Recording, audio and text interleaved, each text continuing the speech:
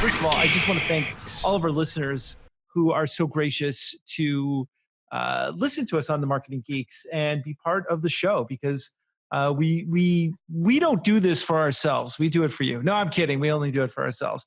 And so the question is, why are we doing? First of all, we've had a few people ask us, why are we doing a free webinar? Because the reason is that we just want people to have as much luck as we have. I mean, just a little backstory on the Marketing Geeks podcast. We did this kind of as a lark, as just as a joke. One of the things that I really appreciate about Justin is that he and I share this thing where if we don't know how to do something, we're going to just do it and figure it out as we go. And so podcasting came up. He's doing a podcast with a client of his. And so we asked if we wanted to do one, and I thought it was a fun idea. And we didn't think anything would happen with it. We didn't even know what we were doing, but we ended up doing it. And then next thing you know, we ended up with an actual podcast that had some listeners, and people are responding. And so I've decided to take this a little more seriously, because I feel that this is an opportunity really to just, do my thing. And one of the we're about to get started with the full formal presentation here, but as we're kind of waiting for people to trickle in and giving a little bit of an intro, one of the things that's amazing about podcasting is the ability it gives you to connect with people that you probably wouldn't normally have access to. I think it's pretty cool. Like, we've recently had Ryan Levesque on the show, who's a pretty big name in the digital marketing space. We've had people like Pat Flynn on the show, who runs Smart Passive Income, and who does, what do you say? He does like $250,000 a month. He's doing okay. That's crazy. He does more internet money than we do, which is pretty incredible. That's right. But that's one of the benefits of podcasting, is that it opens the doors, it opens the floodgates, if you will, for building your network of powerful influencers. And I think that's one of the cool things. Right. So I'm going to share this to my personal profile now, and Andros, I'd like you to share it as well. That's what I'm doing. I am doing that as we speak. And there we go. So now we're on Facebook too. And I'm going to even see if we can get this on LinkedIn. I don't know if that's going to work, but So anyway, I am I'm coming to you live from the Netherlands. Justin is coming to you live from Camarillo, California. And we are excited to do this because this is something that we're both very passionate about. I mean, one of the nice things about doing this type of format is that we have really expanded our network. We have met a lot of interesting people, and I have learned a ton doing this, just a ton of stuff. So tell me, Justin, what's the most valuable thing that you think you've learned being part of the Marketing Geeks? I think it's the power of, we talk a lot about authority building through having a platform, having like media, having your name out there. The power, the perception of being a podcast host is one of the fastest ways to build quick authority in your business, in your brand, in your industry. People look at you differently. Like, we're still the same people. We're still pretty average at what we do. But now that we're podcast hosts, people are like, wow, this guy probably knows more than me. And that's what we want. We want people to think that we know more than them. That's the goal of this one. It's just about our egos, and that's pretty much all there is to it. But without any further ado, I'd like to get started, and really, if anybody has a question while we move forward, we would love to answer that as we go along. Now, this is a very, very deep rabbit hole, podcasting. There's a lot to it. We're not going to have all the answers, but one of the things that we would love for you, we want your help in this particular endeavor. And one of the reasons that we want your help is because we're going to be offering this as a course in the future. And so if there's anything that you feel is incomplete or unclear, we would love for you to help with that and give us some feedback, either real time or afterwards, so we know exactly how we can best serve you. Because really, one of the things that I've always been attracted to is helping people out with with just, whatever problems they have. I consider myself a problem solver. And podcasting is something that has gotten on my radar recently because it is such a great way and an intimate way to really get to know people. Unlike, whenever there's a camera, it's like an eyeball and immediately people change their composure. But if you have a podcast and you have some sort of connection with that person, sometimes they'll tell you things that they never would tell you normally. Now, I grew up in radio. My mother was a broadcaster from the time I was just like a few months old. She was on the radio. She had a successful radio show in California, and she was a writer until the day she died. So I have a special place in my heart for radio and podcasting. But podcasting is this relatively new thing, and I don't see radio being anything that exists in the next few years. In fact, it's interesting because Spotify has just bought they're investing heavily into podcasting. And now what they're going to start doing is serving people personalized playlists that have a combination of music and news and podcasts. So you're going to get a continuous stream of audio content that's delivered to your specific taste. And one of the things I love about Spotify is that it always reminds me what a great taste in music I have. So anyway, without any further ado, let's get started. So I'm going to go ahead and share my screen. Let's do it. Let's get into it.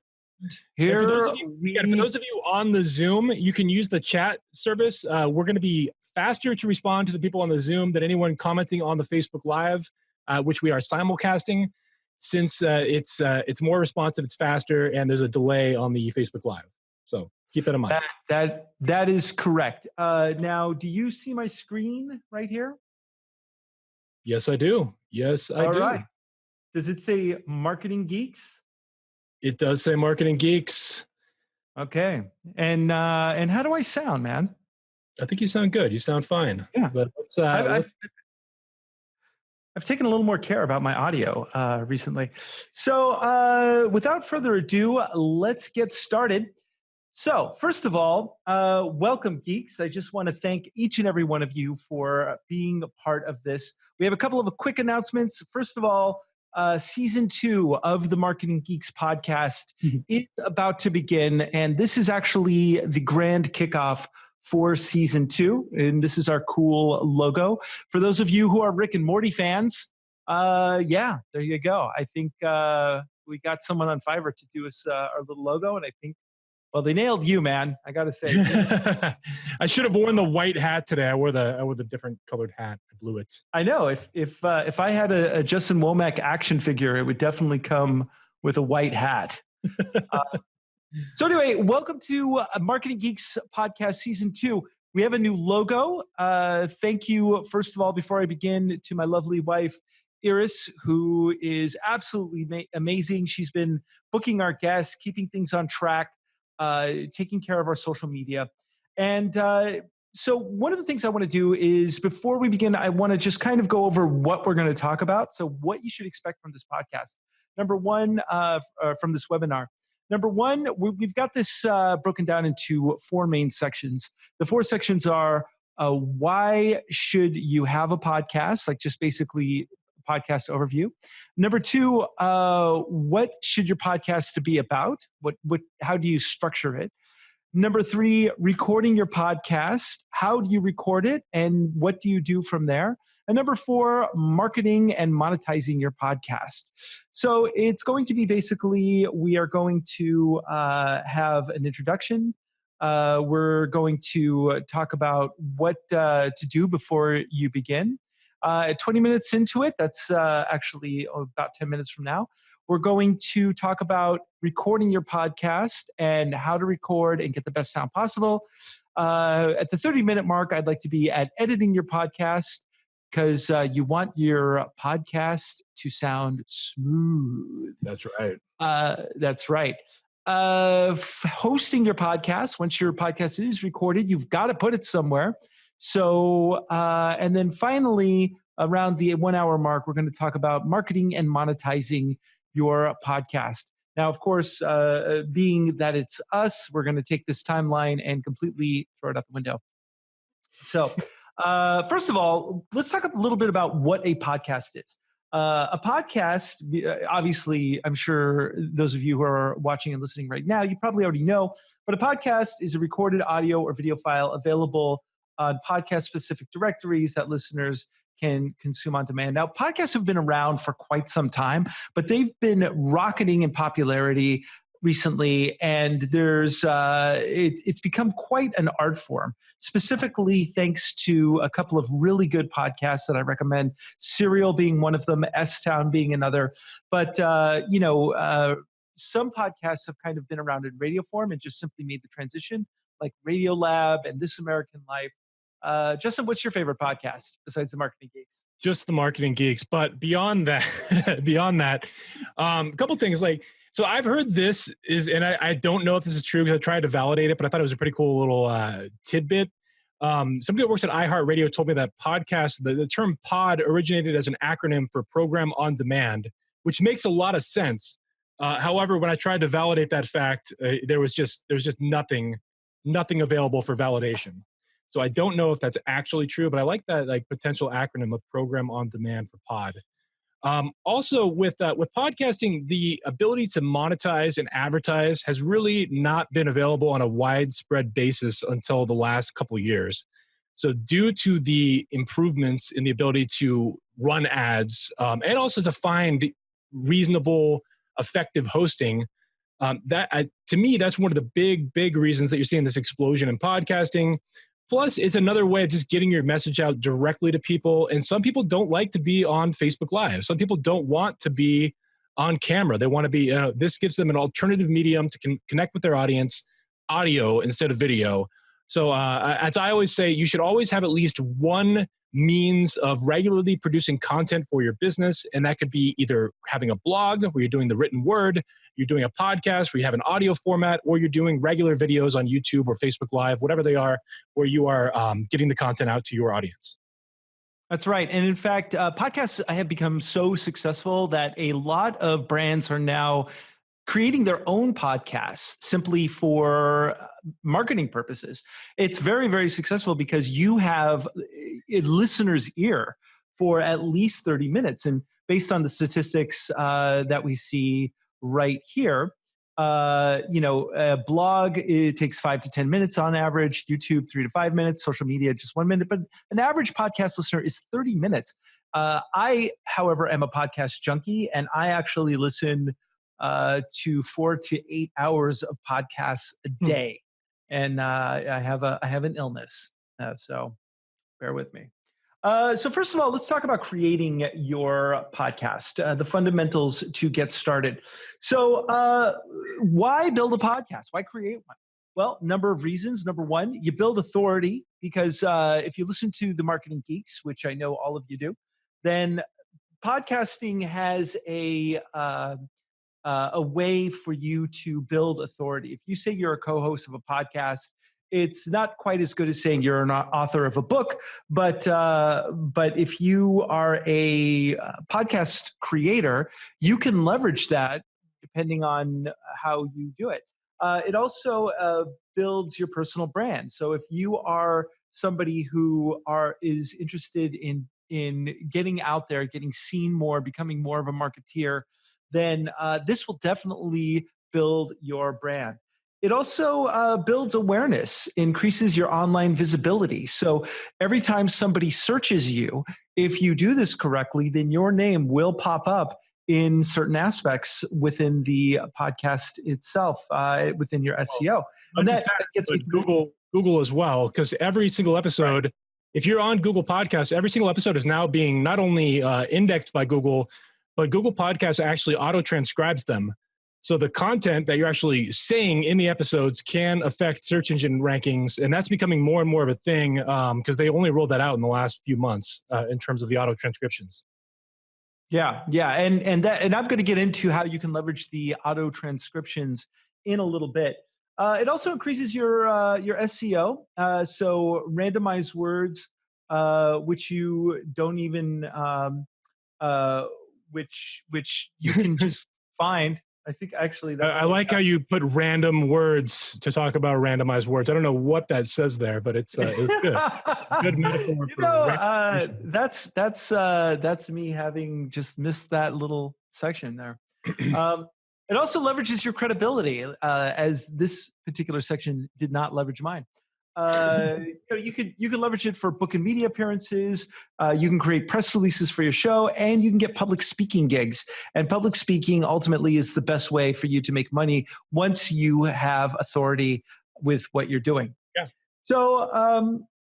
So before you begin, there's a couple of questions you need to ask yourself. Like, first of all, what is your format, and who will listen?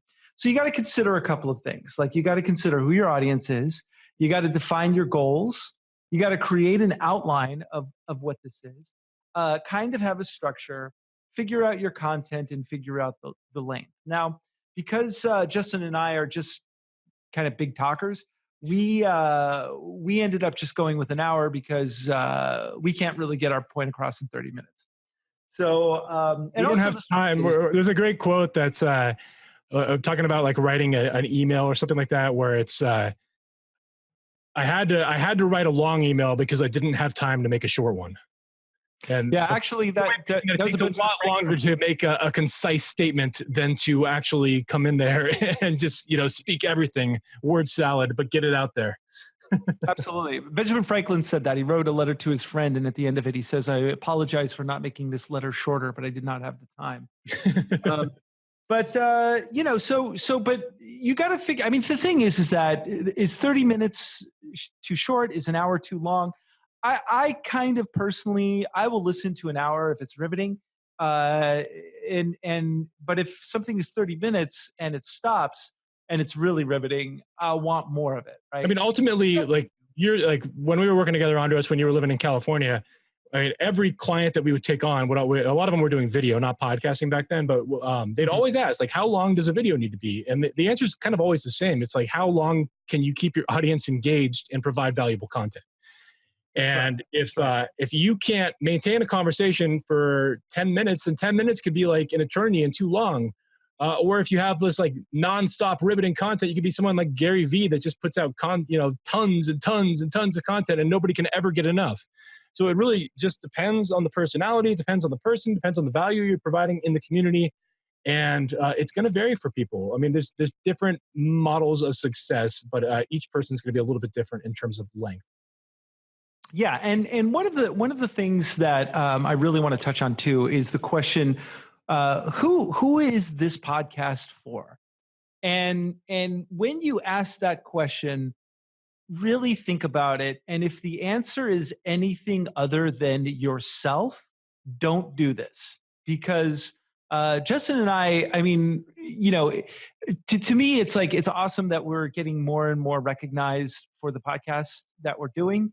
But I don't do it to get listeners. That's a byproduct of what we're doing. I do it so I can chat with my buddy and we can have fun, over the course of an hour once a week. It's just a nice way to connect. And also because I don't really care about whether or not people are going to like it or not like it, then I don't worry about who I'm pissing off, or, we've gotten our share of hate mail, that's for sure, and constructive criticism. But I don't. We've adopted to the constructive criticism. So we have adopted to constructive criticism. We do listen to it.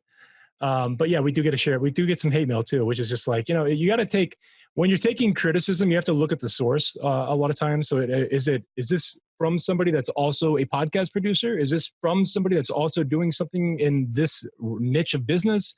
Or is this somebody that is just a troll and they're just having a little bit of fun? So I think it's always important to look at the source before accepting the criticism, because that's one of the things about being anything in media or social media or video, is that you're going to expose yourself and henceforth be a victim to insults, trolling, criticism. You're opening yourself up by putting yourself out there. So it's something to consider. I like what you said, though, Andros, because we do this because we love to do it. I mean, I think if you're going to run a show and you're going to produce content every single week and you're going to really make that commitment, you better love what you're doing if you don't love what you're doing, it's going to become a chore and it's going to become very difficult. And I mean, to be honest, we didn't make really any money on this thing until maybe the very end of last year. And that's when we first started bringing on sponsors.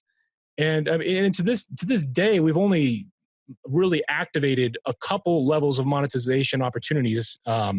So, I mean, from a grand scheme, our goal is to keep producing valuable content and just to slowly build our audience by both creating good content and also borrowing some of the credibility and prestige of the people that we have on the show and interview.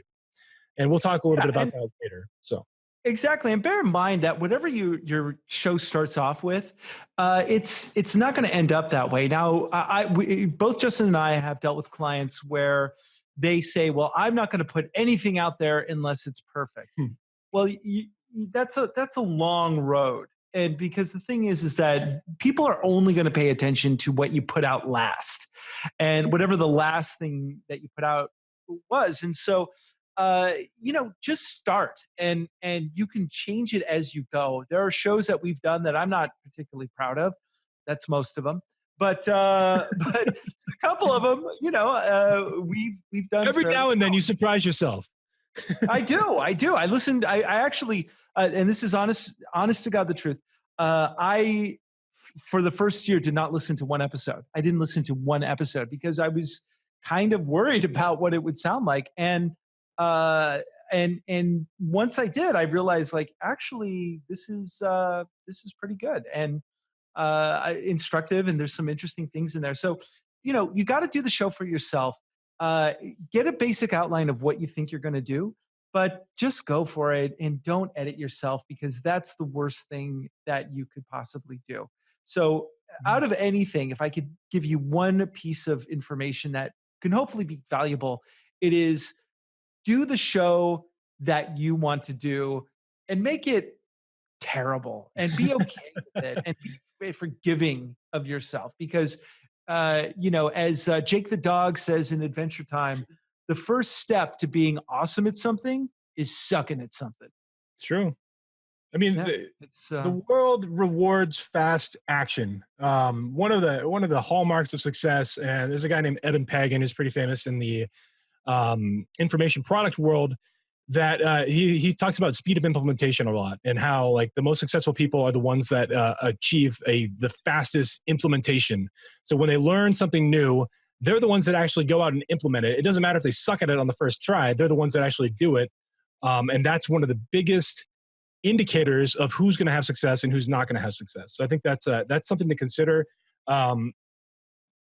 If you go out there and do the risk and you're willing to suck in the beginning, you're willing to do that, it's going to pay major dividends for you because you're going to get better. I mean, the reality is like we've talked to some famous people on the show. We've had like John Lee Dumas, who has, I think, over 1,000 podcasts now. Pat Flynn, we talked about that. Both of them will tell you that they sucked in the beginning.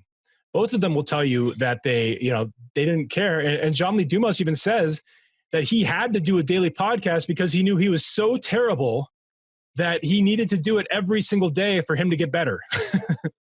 and just remember that you're not as bad as you think you are. You're really not. Yeah. Well, maybe we are. Well, yeah, but we're definitely the exception to that rule.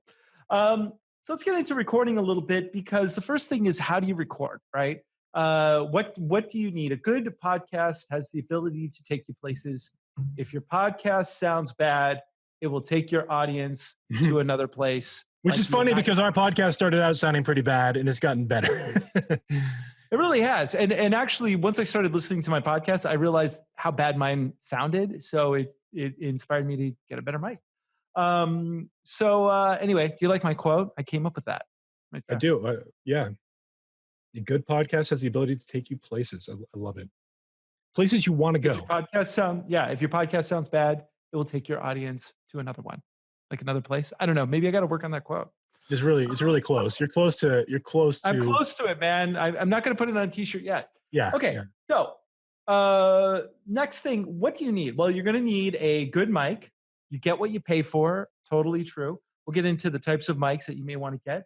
You're going to need a recording platform. You got to record it to something on your computer. and you're going to need a hosting platform. So the hosting platform is where the podcast lives after you record it and you upload it to this place so people can download it. Yeah, it's really where you store it's like a cloud-based storage for all your audio files, your cover art, all of that. Your RSS feed is stored there. That's your podcast hosting. Yeah, and we'll go over some options. There's paid options, there's free options. We'll go through all that. That's right. So must have, you got to have a good mic. Got to have a good mic because, again, you get what you pay for. Be prepared to spend a little bit of money. There's different types of mic options. I'll talk about that in a second. A mic stand or an arm stand. You're going to need a pop filter. We'll show you what that is. Headphones, a recording platform, and editing software. There's the pop filter right there. Right there. Look at that. Yeah, the whole purpose of this thing is if I come in and say like a P too close. Did you say the porpoise? The purpose. You hear that little pop noise? If I come in too close like that, that's a pop filter is designed to prevent that, which I'm not really utilizing to its fullest effect right now. But if I was saying a lot of P's, you'd really want me to use that pop filter, wouldn't you? Yeah, so speak now or forever hold your P's.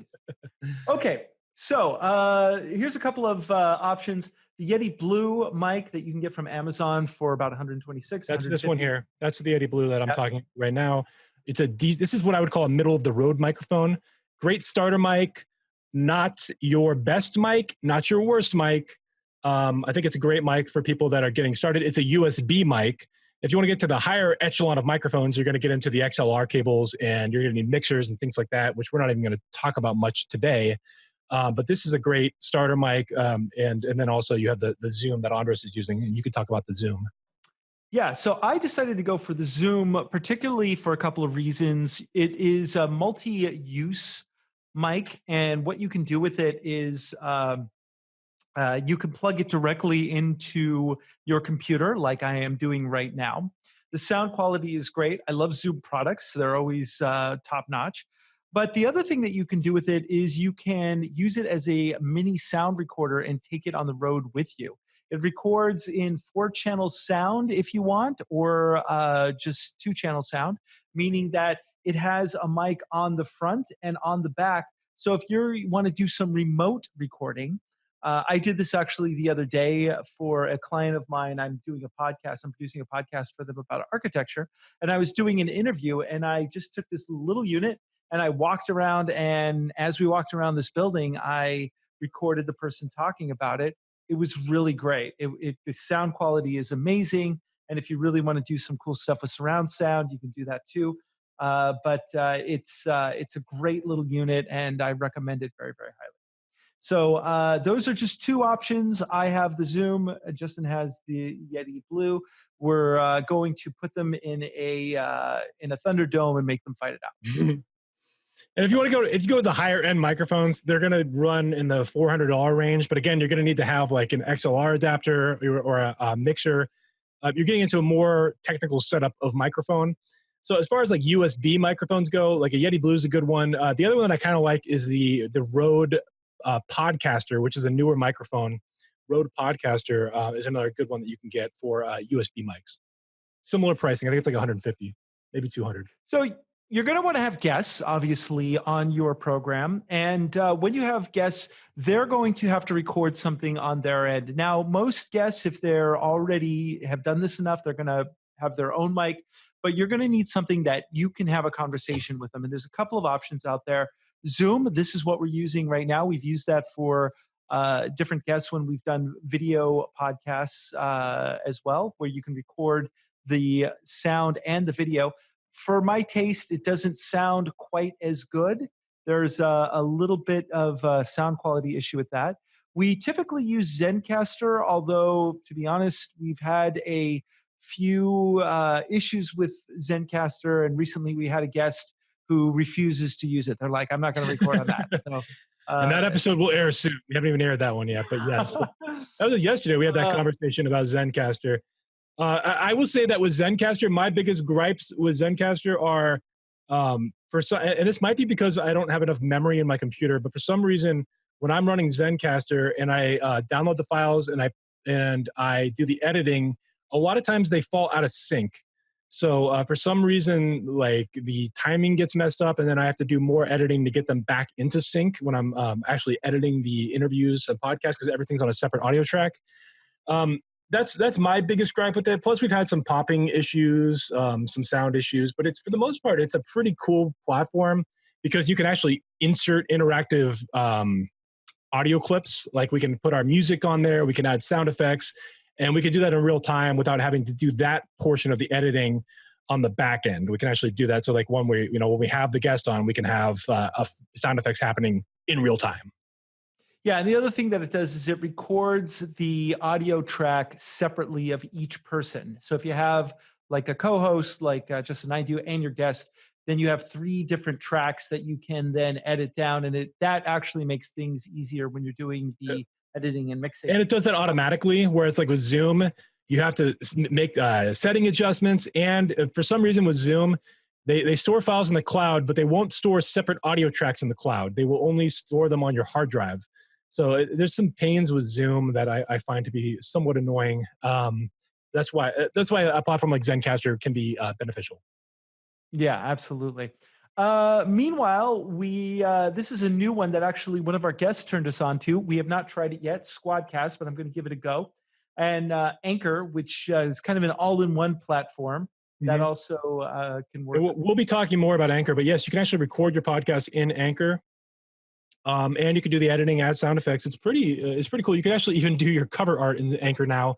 They've made a feature where you can like spice it up and do cover art. It's pretty crazy, all the features they've added there. And they were recently acquired by Spotify. So Anchor was a startup, I think around March or April this year. Spotify came in and bought them up. And then they bought Gimlet, and they've bought several podcast startups. So Spotify is going to be taking on iTunes in a bigger and bigger way. They already are, but they're about to be like, they want to make a play for the #1 podcast resource out there. Yeah, and as I said, they've started this whole new program where what they're doing is they're giving you personalized playlists. So you get 4 or 5 personalized playlists every day. And the next iteration of this is that they're going to start including news and podcasts. So you'll get music, news, and that's when we're going to blow up, because we know that Spotify will love our show and just recommend us to everybody. That's right. In fact, Spotify has their own advertising platform that we are going to experiment with. That's true. And they actually, they're a sponsor of our show. So Spotify and Anchor, even though they're the same company, technically, well, they're owned by the same company. They both sponsor our show as of right now. So and then of course there's Skype. So you could use any of these platforms. And the nice thing about these is that you can send your guest a link along with an invitation. And then once they hit the link, everyone is in kind of the same quote. I think with Skype, you still have to get like an add-on for the recording feature. It depends on what version you're running, if you're on a Mac or a PC. But like for a PC, I believe you have to have an add-on like Pamela. It's called Pamela, that can record the audio for you. My experience has been that Skype is slightly better quality than Zoom, but they're kind of comparable. They're not the best. Neither of them is that great. Yeah, and if you want something that's kind of less technical and a bit more idiot-proof, I do recommend Zencastr, despite its follies. So especially in the beginning, because you can always evolve and improve. But in the beginning, Zencastr is really simple to get started with. We've liked it. We've enjoyed it. We've had pretty good luck with it. Yeah. And both of these run about $20 a month. So, which is about... Unless you're running Zoom Webinar, which we're running Zoom Webinar, which is $55 a month. But that's a whole nother thing. That's a whole other animal. So I want to talk a little bit about sound editing versus sound mixing. So sound editing is something where you will take out, say, a lot of ums and ahs. I tend, in fact, again, I started listening to the show and I noticed that I do say a lot, which I've noticed that a lot because I edit the episodes. And I leave them in there, though, because I'm like, you know what? I want Andres to suffer. I'm going to leave all in there. Thanks a lot, Ollie. Thanks a lot. Well, I am working on it. I'm a woke male. I'm Toastmasters, man. Toastmasters, they make you do counters. I don't know if you've ever been. I used to go to those meetings. They're a good resource. Yeah, I don't know if they what they call Toastmasters out here in the Netherlands. Royal with But cheese. a royal with cheese masters. Eris, how would you say Toastmasters in Dutch? With mayonnaise. She says, "What's a Toastmaster?" Exactly. Yeah. So sound editing versus sound mixing. Sound editing is where you're basically cutting out parts of the show where there's been a couple of times when, like, say a guest will say something that's just a little too controversial or just stupid, or I say something that's Or an Andros will say something a little too controversial. too controversial or stupid. A little too political. A little too political. Yeah, and so we'll want to cut that out. But that's one level of where you're just kind of trimming out parts that maybe are too long or too boring or don't make sense. Sound mixing, on the other hand, is going to be where you level out the sound so it all sounds even. One of the things that probably our biggest mistake when we first started the show was we didn't do any of that, and we just like recorded and put it up there. And sometimes we did a little bit of editing in terms of like clipping, like just the basic clips and moving clips around. But we didn't do any mixing. Like we had no audio filters on there. There was none. And now all the episodes are processing through Adobe Audition, and they're going through several of the podcast filters and audio filters to make them sound. That's right. So it sounds a lot better, but our first shows, man, my mic would sometimes be way too loud because I tend to like really shout sometimes. And so our sound levels were off. So you'd hear me like just screeching, and then Justin would be kind of lower, then our guests wouldn't be loud at all or too loud. So you want to mix it down so everything is kind of the same level. And there's a couple of ways to do that. But when you're doing the sound editing and mixing, you also want to add some effects. So for instance, you want to do some intro and outro and transition music. So music is before you go into this section, I just want to say for the editing, again, the mixing, one of the settings that I found to be really great is perceived loudness. So there's a setting called perceived loudness in Adobe Audition, and I think on several audio editing platforms. And it doesn't actually change the volume of every person on the show, but the perceived volume to make everything level out. When I use the actual leveling out feature on there, sometimes it'll make the breath noises get really, really loud, and I've had problems with that. So this is just from my own experience with editing, is if you do like the leveling out, sometimes if somebody's really quiet and then you turn their volume way up, their breath noises get amplified too, and that can be very distracting if you have a sensitivity to that kind of thing, like I kind of do. So unless you're into it, if you're like into heavy breathing, that might be your thing. But I found that by using the perceived volume adapting, that's much more efficient than the actual the sound leveling. Yeah. So, but it's always nice to add a little bit of music. Now, one of the nice pieces of constructive criticism that Justin and I got back was we had some intro music, and one of our listeners said, your intro music is way too long. And it was about 1.5 minutes. I thought it was kind of fun, but really thinking about it in our short attention spans world, that listener was completely correct. So we got rid of it, and now we have some intro music that's like 15 seconds. I think my wife had complained about it too, and I just kind of didn't I kind of ignored it, and then when the listener did it, and then we listened to him. Maybe I should listen to my wife to begin with. I think that's a good idea, man. Maybe doing that. So there's some places that you can buy some royalty-free music, because part of the thing that you really need to get into and understand is that, so for instance, let's say that you are a music fan and you want to do a music podcast. Well, you can't, because music licensing is a mess. So if you play any music on your show, you want to make sure that you have a license to play that music. So audiojungle.net is one of our favorites. You can go there. In fact, every month they will give you a free track. Yeah. So, which will be fine on some level. If you want to buy something that sounds every now and then you're going to stumble upon a gem on the free tracks. I think one of our bigger theme music was a free track at one point, wasn't it? Or did we buy that one?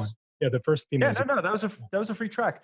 And the nice thing is that if you find something that's really popping, and you can find music that sounds like the soundtrack to Batman, or sounds like some really great poppy tune, you could buy it for like $15. It's really quite a deal. The prices pretty much range from about $7 to $30 would be the average, but you only need a single license too. With a podcast is considered a single project. I actually did some research on this to make sure. As long as you're using that music in all of your as one show, you only need one license. So that does qualify. Just as from what.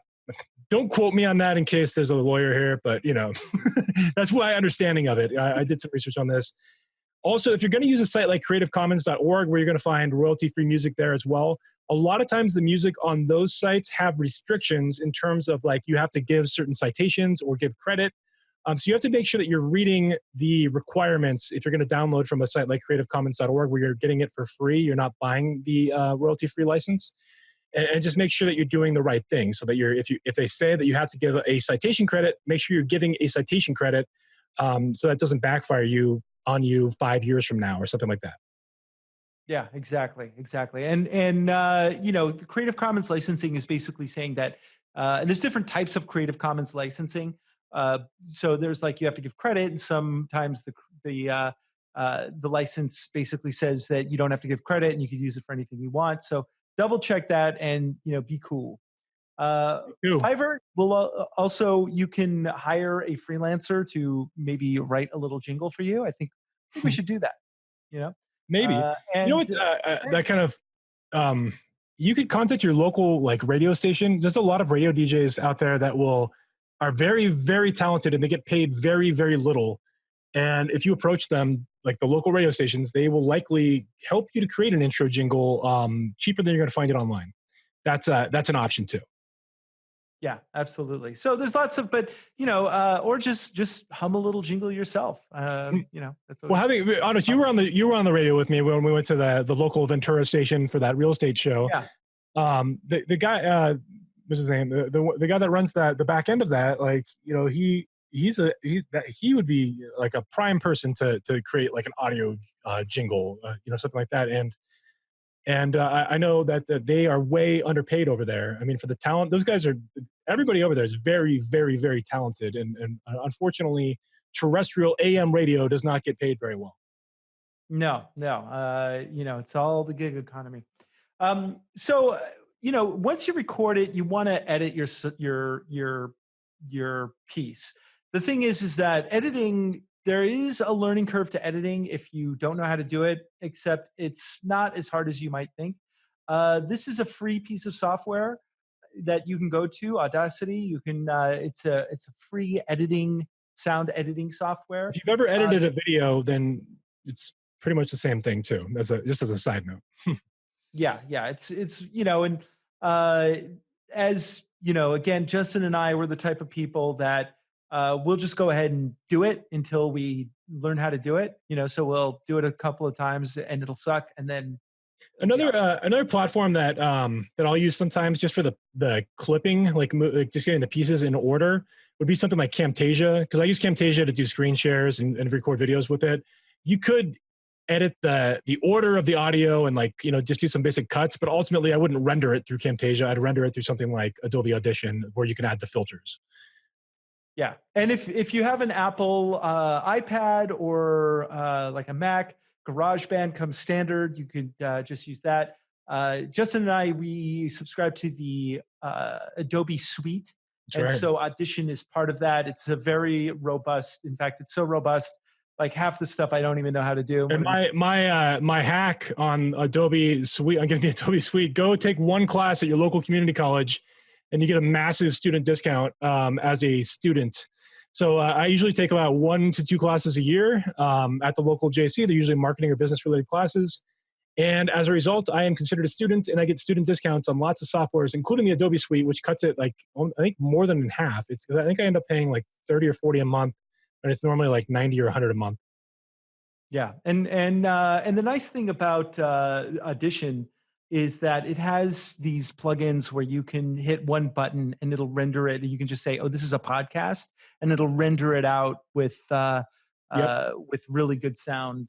Yeah, they have like it's like an effects suite. So there's like a podcast voice setting, and then it'll bundle like 5 different effects, and you just press render, and it'll just add them all. Yeah, it's pretty great.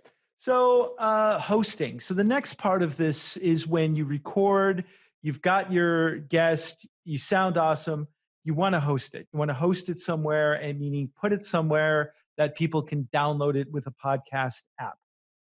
So there's a couple of options. Now, this is something that my whole world of knowledge kind of stops here. Justin's been handling most of this for the Marketing Geeks, so I'm going to let him kind of take over and talk about this a little bit.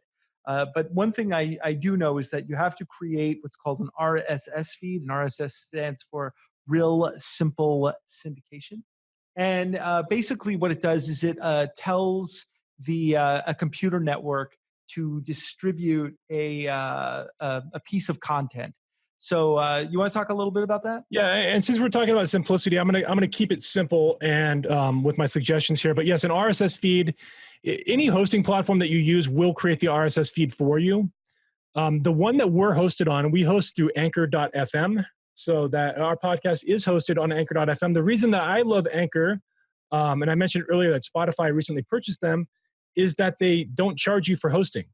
So like there are lots of other platforms out there like Libsyn, Podbean, Blueberry, or I think it's Blueberry or Burberry, whatever it's called, Podsprout, which I don't know. I'm just going off memory right now. But the main ones are like Libsyn, Podbean, and Anchor. I like Anchor because it's free. We can have unlimited hosting on there, and they continue to improve the platform. Not only is it free, but they actually connect you with sponsors. So Anchor has a program where they will find sponsors that are a match for your show. They'll connect you with them, and they will give you like scripts where you can read ads and add the ads to your show as needed. And that's what we do with our show. We also have we have most of our advertisers come through Anchor. We also use a platform called AdvertiseCast, and they have different. If we have time, we can talk a little bit about the differences in how those sponsors pay out. But for hosting purposes, yeah, Anchor.fm is the simple, easiest way to get started. It's absolutely free. I recommend it to everybody. If you go to the next slide, Andros, one of the controversies around Anchor for people, because I do consulting on podcasts and I have a service on Fiverr Pro where I consult with people on getting started with podcasts. One of the controversies has been around the show ownership, because anytime you have a free platform, there's sometimes ambiguity in who really owns the show if I'm being hosted on a free platform. And that's mentioned here in the slide. However, Anchor recently put out an article and a tweet stating that you do own the show.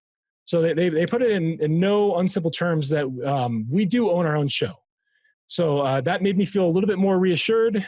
We got started on Anchor before I even thought about that kind of stuff. But it's so my understanding now is that it is, the ownership rights are actually not an issue.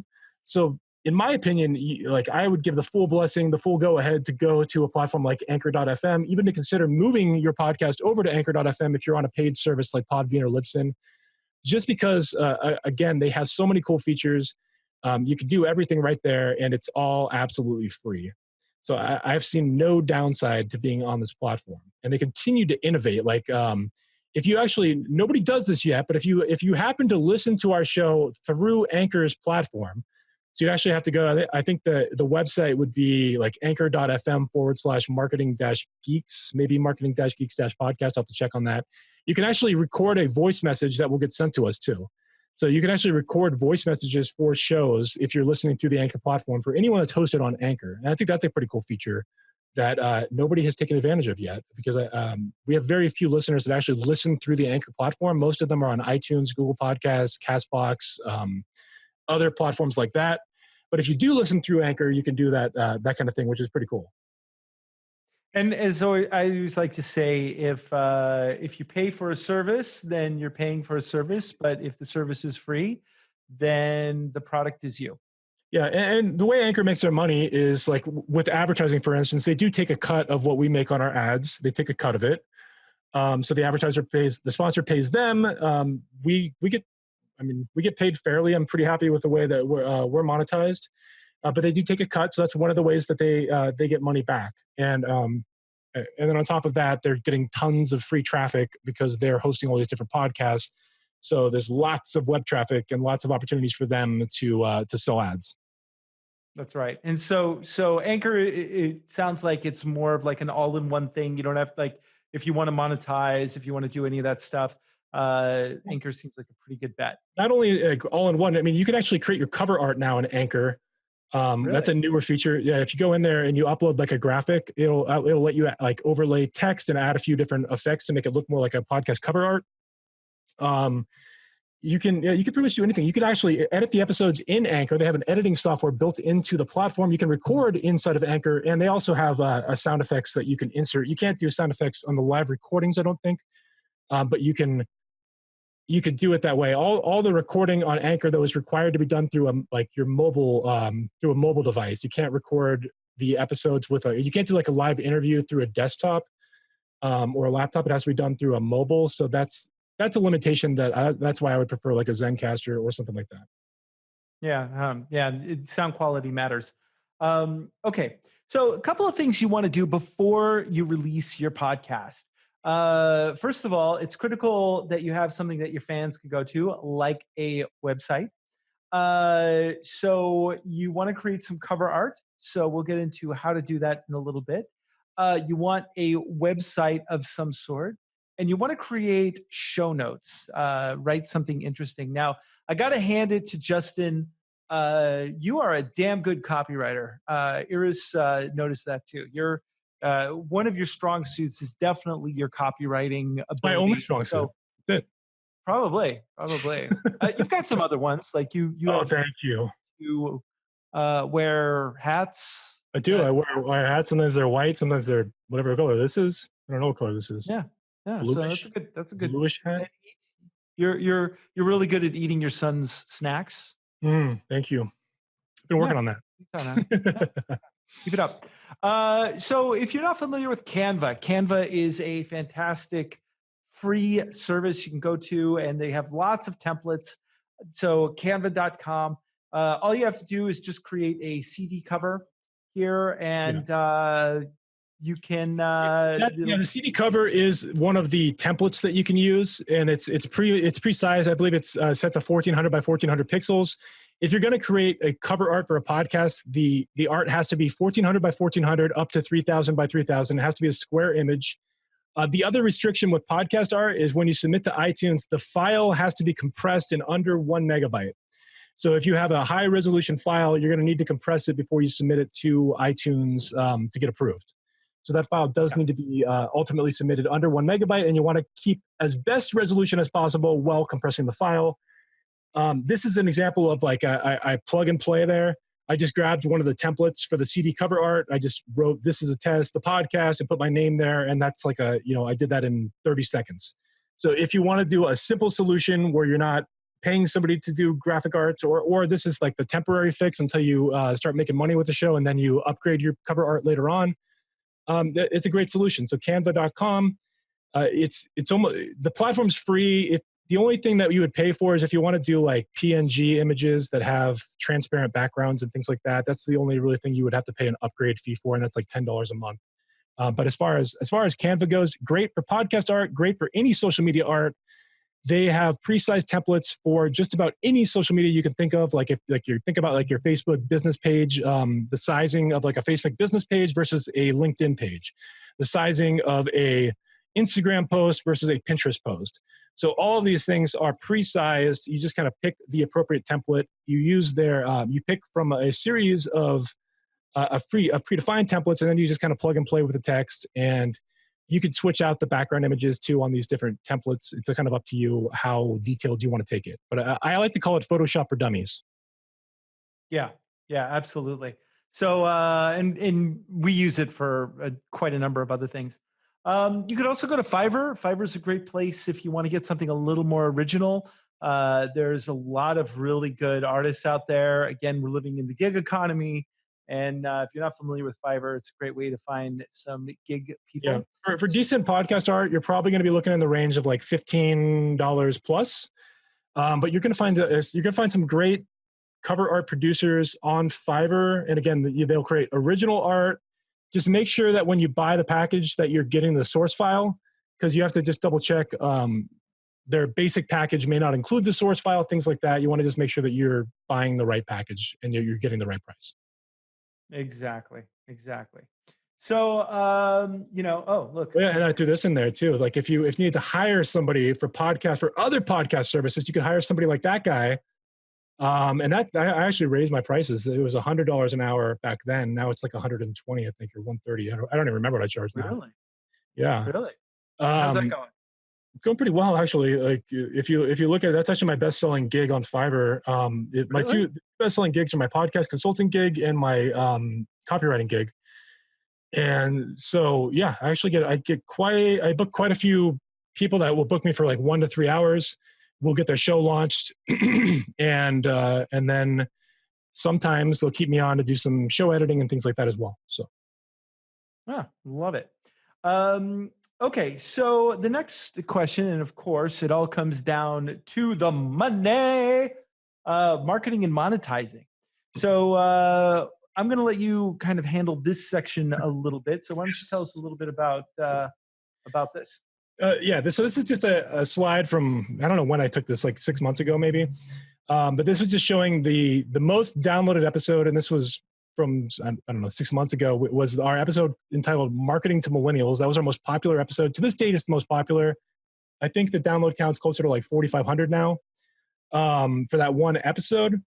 But it's kind of cool that you could track and see, okay, which topics are actually resonating with our audience, which topics are not resonating with our audience. So it's cool to see it's cool to see how like topics affect listenership, how different guests are going to bring on more and more people.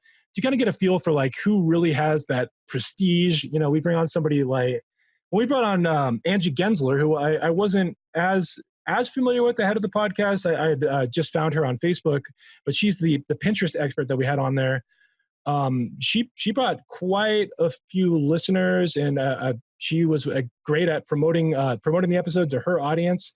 So somebody like that's willing, that comes on your show, really values the experience and is willing to promote it, it can be a huge asset to your podcast and your brand ultimately. Yeah, absolutely. Absolutely. So I want to get into a little bit more of the Anchor platform. So why don't you tell us a little bit about how this works? I might even, okay, we'll kind of go through this. So this is, when you're posting an episode, this is the screen that you're going to see. Like if I wanted to upload an episode, you're going to see this. You click upload. Your file formats have to be in either MP3 or M4A format. On Anchor, you're not being charged for the size of the files. You can actually, it doesn't really matter if you have them compressed or not. You can upload any size MP3 or M4A onto the platform here. One of the things is, like, let's talk about advertising. So if I had a sponsor on an episode, one of the things that I have to do is I'll have to upload the audio clip, and then I will have to do some brief editing on this screen here, where I'll need to find a spot where I want to insert an ad, and I'll have to split the audio file into different sections and then kind of insert that ad through this screen. So I don't think we have screenshots of all this. It gets a little bit complicated. We're not going to go in full depth on how that works. But on this, you'd basically break it up into different segments. So like every time we record an episode, we will say, let's take a quick break for our sponsors or whatever you say, Andros. We take a little break there. I'll insert a split right there, and then I will be able to insert ads dynamically. So that way, like if our sponsors change at any point in the future, the ad that goes there will change as well. So these are dynamic ads. They're not hard recorded into the episode. They change as our sponsors change, which is pretty cool. And then as far as advertisers go, we're paid on what's known as a CPM basis. That means cost per 1,000 listens or 1,000 impressions, and the M being the Roman numeral for 1,000. That's my best explanation for why that M exists there. But yeah, so for every 1,000 listens, we get a certain amount of money. Most of the CPMs that you're going to see on podcast sponsors will be anywhere from $15 to $30 CPM. So for every 1,000 listens of that individual episode, we're going to get anywhere from $20 to $30. And this has a cumulative effect because these ads stay on every single episode that we have. So if episode 5 has 5 downloads, a year from now, I mean, all of those are accumulative over time. So the more the more kind of a backlog that you have, the more listens you're going to get overall and the more you can make through advertising. So having a big backlog of content is also an advantage in terms of improving your monetization. Is that clear, Andros? I mean, like, am I making sense there or what? You always make sense, man. You're very, very clear. I love it. Yeah. So this is where you put your show notes, right? Yeah. So this is where the show notes are inserted. What I do is I will always create the beginning portion of the show notes fresh for every single episode and the title. And then I'll do like a cut and paste on the bottom. And the bottom would just be kind of a reminder to listen, subscribe, rate the show. You can connect with us on LinkedIn. Here's our LinkedIn profile links. Here's our website links. If you want to donate to the show, here's the donate link. Those kind of things. If you want to be a guest on the show, email info@marketinggeekspodcast.com. So all of that is included at the bottom. That's a cut and paste job. But at the top, for every single episode, every single interview, that's where I'm dynamically changing. And I'm also inserting the links for the appropriate person that we're interviewing. So if we have a guest on, we want to promote their stuff. We want to make their experience in the show as valuable as possible for them. Because if we can add value to their audience, they're going to want to come back and they're more likely to sing our praises too. Now, is when you do the copy, is this SEO optimized as well? Not necessarily, not as well as it should be. So in a perfect world, if I took the time, I'd probably run the all of this into a platform like SEMrush, and I would actually do an analysis on the text block to make sure that I'm optimizing for the right keywords. In this case, I'm not really doing that. I mean, I'm somewhat intuitively adding words that I are going to have a higher search volume, but I'm not taking the time to fully do a full optimization strategy that I could do theoretically. Yeah. So this is one of those cases of do as we say, not as we do. Well, one of the things to consider here is that your show notes are not really factored in on like a search engine. Like, let's say you go on the iTunes, because iTunes has its own search engine ultimately. If you're going to iTunes and you search for marketing, it doesn't matter what your show notes say. That's not going to be factored in those search results. Not right now, anyway. All that they look at the title of your show, they look at the title of your episodes, and they look at your author tag. And iTunes has recently cracked down hard on the way that you list your author tag. So it used to be that people were hacking the system by basically saying in the author section, they were cramming keywords in there. And now iTunes is shutting down podcasts, at least temporarily. You can get them reinstated, but they're shutting them down if you're cramming too many keywords in your author tag. But that was like, it was crazy. Like you could put like the word, you could put any word in the author tag and you would pretty much rank within like the top 10 for any search term on iTunes.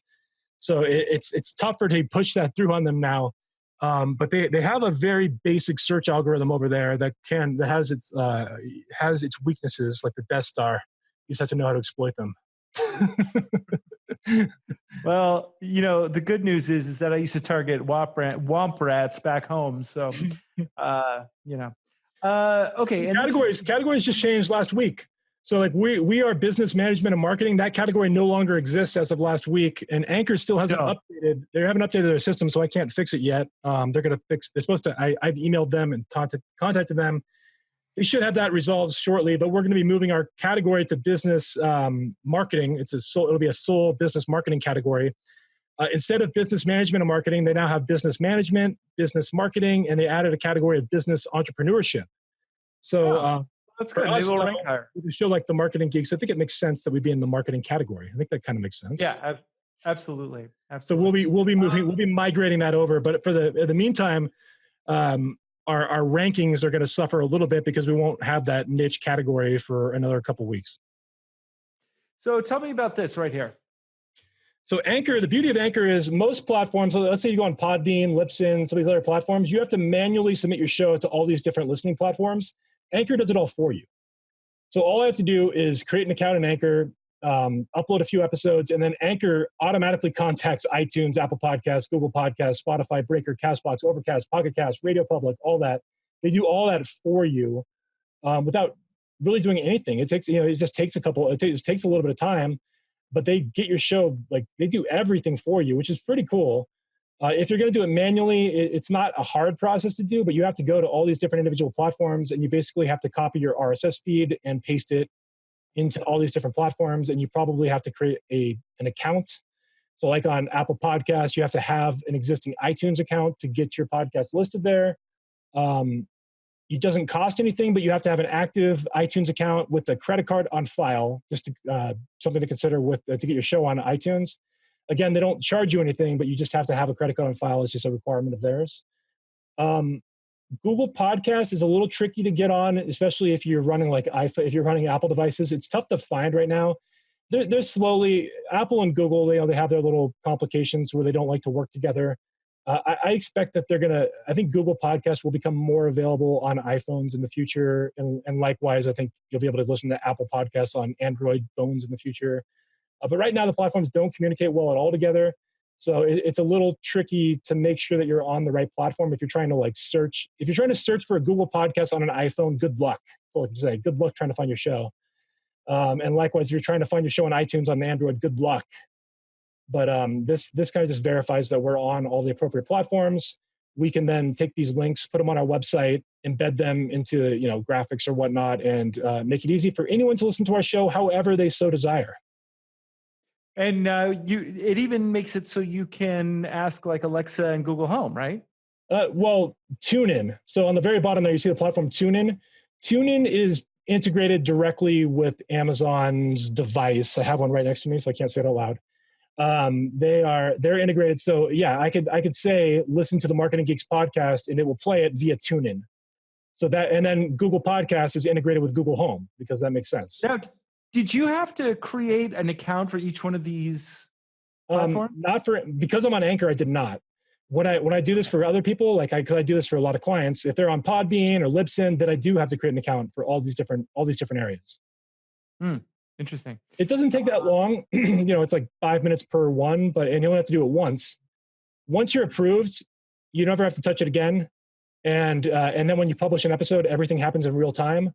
But in the beginning, you have to get them all approved manually. It takes a lot more time if you're on a platform like Podbean or Libsyn or whatever you're on, Spreaker. It just takes longer. So tell us a little bit about Podbean. So Podbean was the initial platform that I was recommending to everyone was Podbean.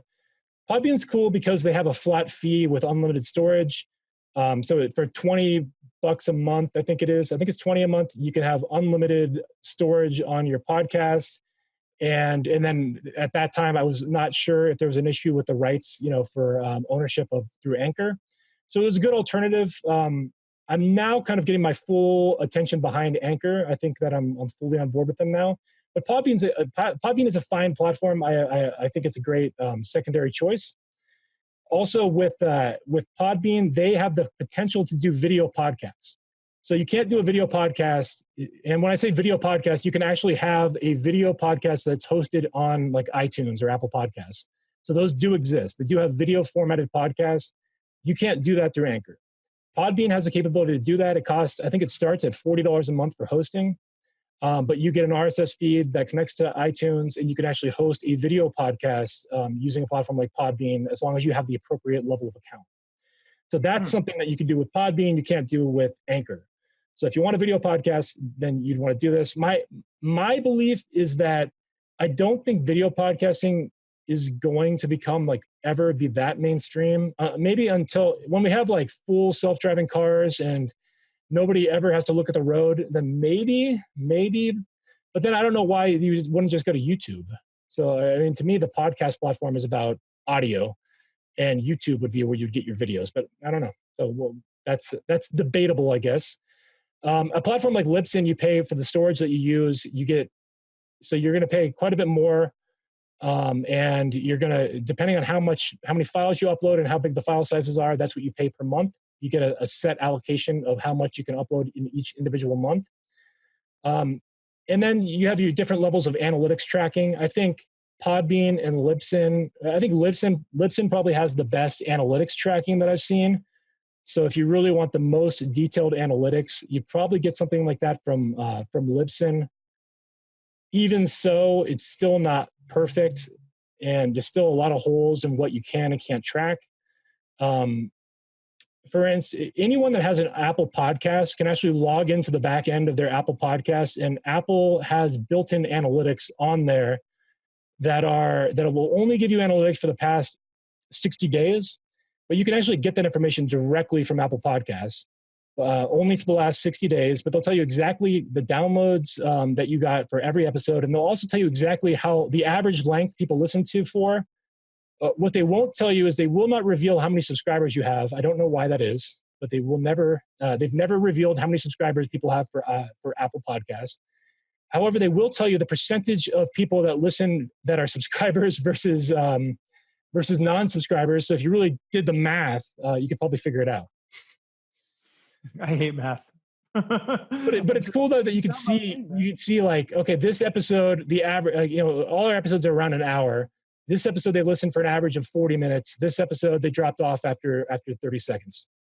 And that's handy knowing that those types of analytics to know like where, like ironically with our podcast, I know that anytime I start speaking, listenership goes down. So That's right.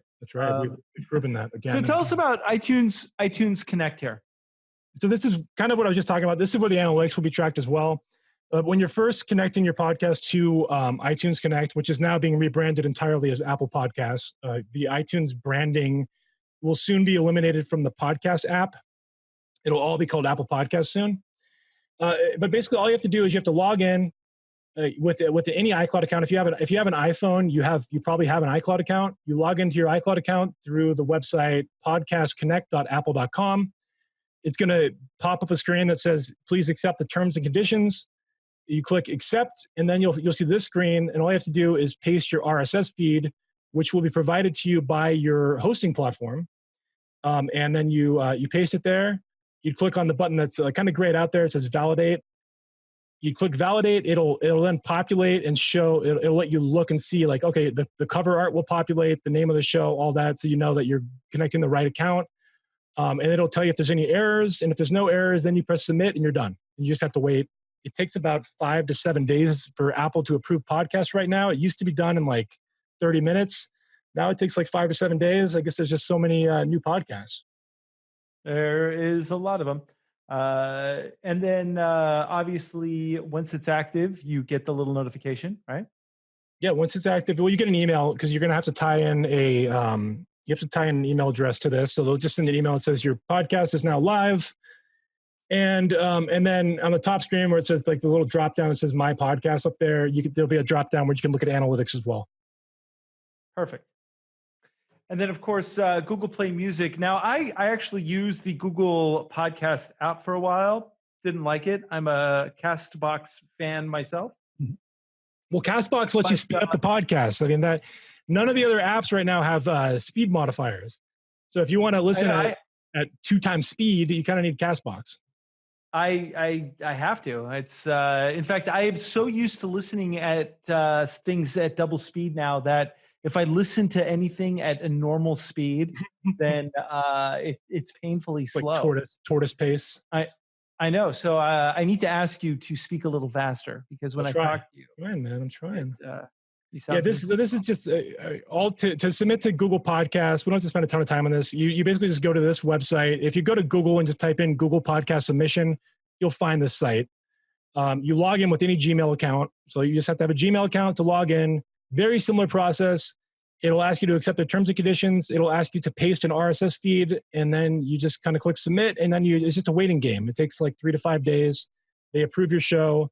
Once it's approved, you post your episodes inside of your hosting platform, and then they automatically in real time go out to all the networks simultaneously. And then, but again, if you do Anchor, then you don't have to do any of this stuff, right? It's all done for you. So you could do it if you want it to be done faster. You could still do it manually, like when you first come on there, because it'll probably take them like a week to connect you on all these different sites. But they'll do it all for you. Okay. You still could manually do it if you wanted to. Okay. And then finally, you've got to agree to the terms of service, enter your podcast RSS feed, like you were saying. Now, finally, I want to talk a little bit about marketing because there's ways to market your podcast. Because if you make a podcast in the forest but no one's around to hear it, does it count? Did it even happen? Does it even happen? So a couple of things that you want to do is you want to get into co-branding. And so one of the things that Justin and I have been doing recently is we've been working with some of our guests to make sure that once their episode is up, that they share it with their listener or user base. Or I think one of the biggest mistakes we made early on was that when we would bring people on the show, we didn't pre-frame the relationship. Like, we didn't talk about that we wanted them to promote the show ahead of time. And I think setting the guidelines and the expectations in advance is very key to making this a seamless process. Plus, we now use a guest application form. So we run through a platform called JotForm. So anytime somebody wants to be on the show, they fill out a form. It gives us all the information we need, including their headshot, including their any promotion that they want to make, like the link to their free book or a link to their website, those kind of things. And it also dictates in there. It asks questions like, how big is your social media following? Do you have a podcast? If you do have a podcast, would you consider having us on your show? Those kind of things. So we set those in advance. And then we even have a question about, would you be interested in a virtual conference if we end up doing one, which we might. But I just left that in there because I want that as an available option for me. Yeah. So if you have a guest, see if you can get on their show. And we're actually going to start booking some of our guests that we've had on the show. We're going to go on their show. So twice the Marketing Geeks. Yeah. I mean, Pat Flynn, when I talked to him directly, when I first met him over at Social Media Marketing World, I asked him what his number one strategy was for promoting his podcast and building a listener base. And he said that being a guest on other people's shows was the number one thing he recommended. And again, so when you're a guest on someone else's show, you need to, obviously you want to be your most charming self. You want to be providing value so that people want to continue listening to you. But also you need to be promoting your show. So you're there to promote the podcast. That's your goal, is you're going on the show to let people know that you have this podcast in existence. You're borrowing some of their audience, and a certain level of them will end up sticking to you. That's the intention. Nice. And finally, marketing. So, obviously you want to post and share on social media. I didn't have a lot of bandwidth to do this. Thankfully, Iris has taken over the job. She's a big fan of the show. She was before she took the job on. She was our first donor to the show. She was our first donor. It's why I married her. Donates too. Really like your show. Yeah, she listened. She actually listened to the show and gave me feedback. And that's why you married her. Yeah, that's why I married her, just because she listened to the show. That's all it took.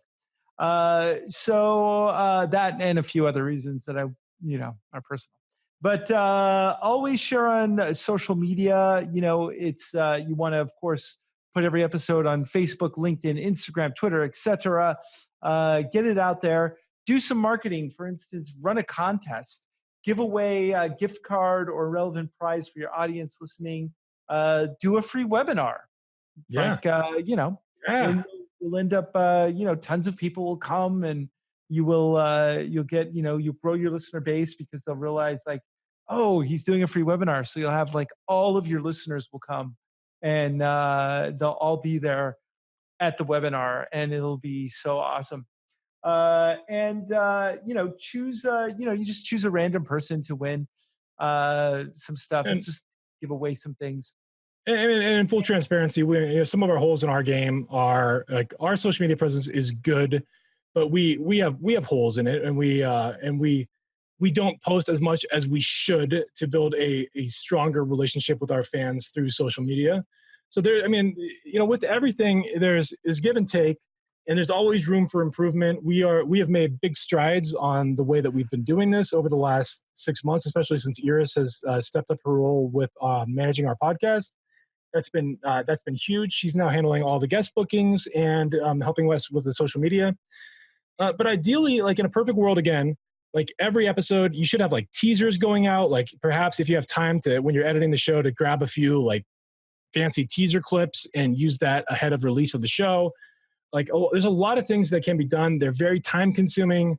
At this time, Marketing Geeks is a part of our business. It's not our sole breadwinner yet. So we're slowly dedicating more and more of our resources and times to this promotional effort. And just wanted to bring that up. Yeah, and in full transparency, you're absolutely right. In fact, the final bit of the thing that we're going to talk about is about, and this is the thing that I want to start doing a lot more of, is repurposing yo shit. So get more of yo shit out there. We started doing this like the Ryan Levesque episode, which we recorded. We recorded that one on Zoom. We usually record our episodes on Zencaster. They're audio only, but that one we recorded on Zoom because he's a pretty well-known person, well-known name in the digital marketing space. And we wanted to borrow that. We wanted to be on video with that guy. And now we are. And then next week, not this week, but the week after, we'll be releasing an episode with Dan Locke. And some of you might know Dan Locke from your Facebook feed. He's a really awesome guy, by the way.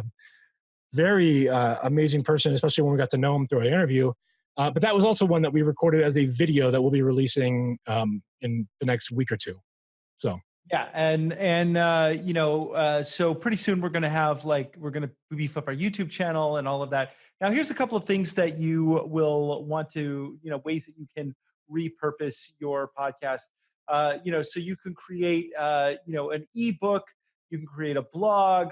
You can create infographics about information that had been on your podcast. If you listen to our episode with Angie Gensler, who's the Pinterest expert, she talks a lot about creating infographics for Pinterest.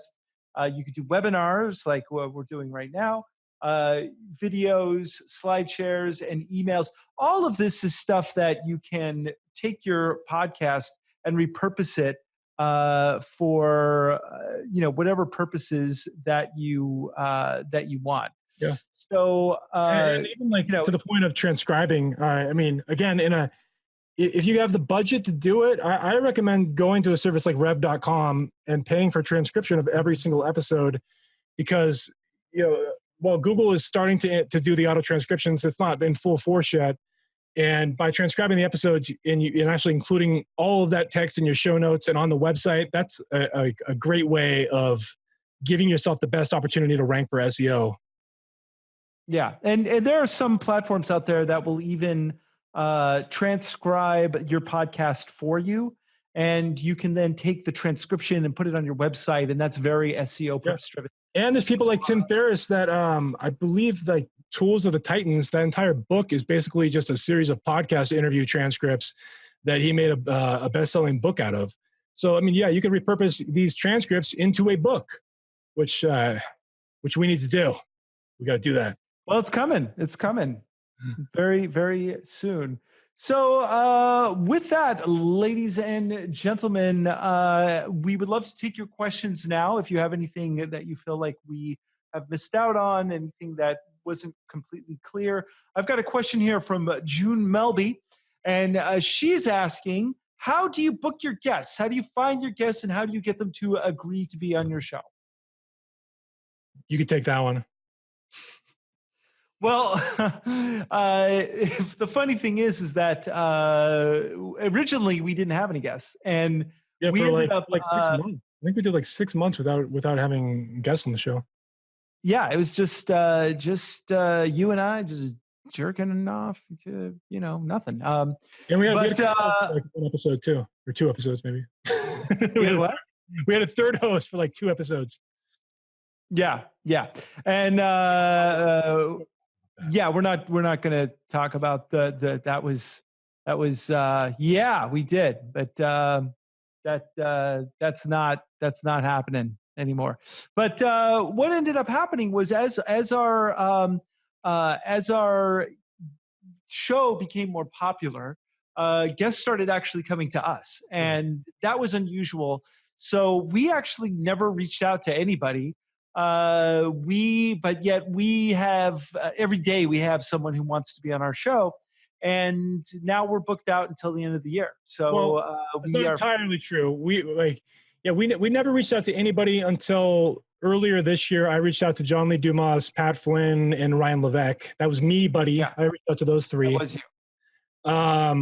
But you went to a marketing convention and you approached them. So one of the things that you can do is you can go to where some people are doing some public speaking, and you can ask them directly. And everybody, especially if you're a marketer or you're promoting something, most people will love to be on your show no matter what it is. And with Pat Flynn, the interesting story of Pat Flynn was that I connected with somebody that works for a social media marketing world for the convention, and we had her on the show.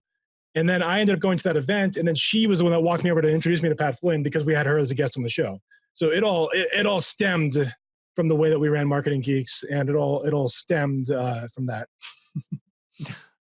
Yeah, and you can always reach out to people on LinkedIn. Look for people that are in your area of expertise, and that's where I get the most. I get the most fan mail on LinkedIn. So people that contact me, that's either like say they like the show, or because all our hate mail shows up in Apple reviews, but our fan mail shows up on LinkedIn private messages. Yeah.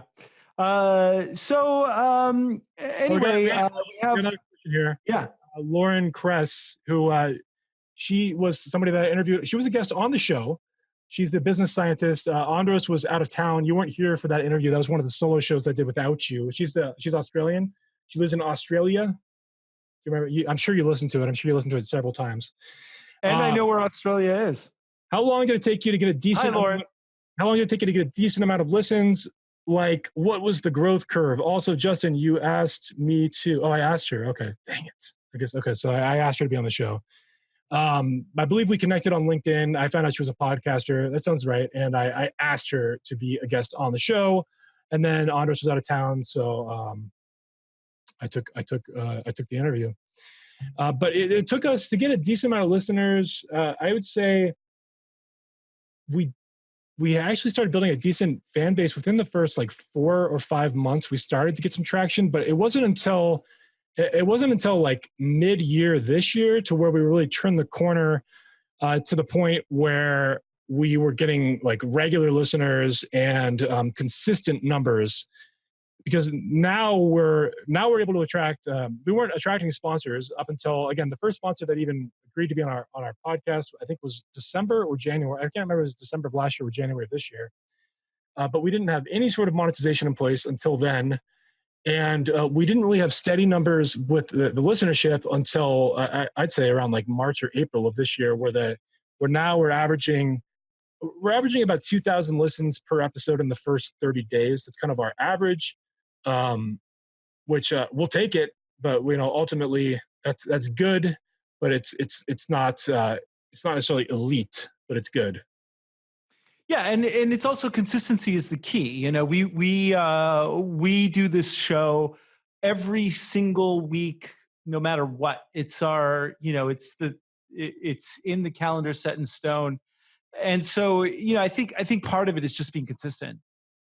Yeah, and for those of you that checked out the most recent episode that we dropped on Monday, you'll notice that we've changed the format of the show going forward. So going forward, we are splitting the show into 2 different segments where we're going to have an interview segment, which we'll bring on an expert guest on once a week. And then we're going to branch off, and we're going to take the current events, the news, the marketing news, business news, tech news, geek news, movie news, all that's going to go onto a separate episode. I think that will appease some of you that are like, you know what? I just want to learn marketing. I don't care like what the latest Marvel movie is. I don't care about the MCU. But we do over here at Marketing Geeks. And some people just like the sound of your voice. Yeah. God knows I do. That's so with that, I'd like to close out and again thank all of our listeners for continuing to listen to the show. And if there's any way that we can make the show better, please let us know. We are about to launch a brand new website. We're going to have some really great guests. We are going to take the show to the next level.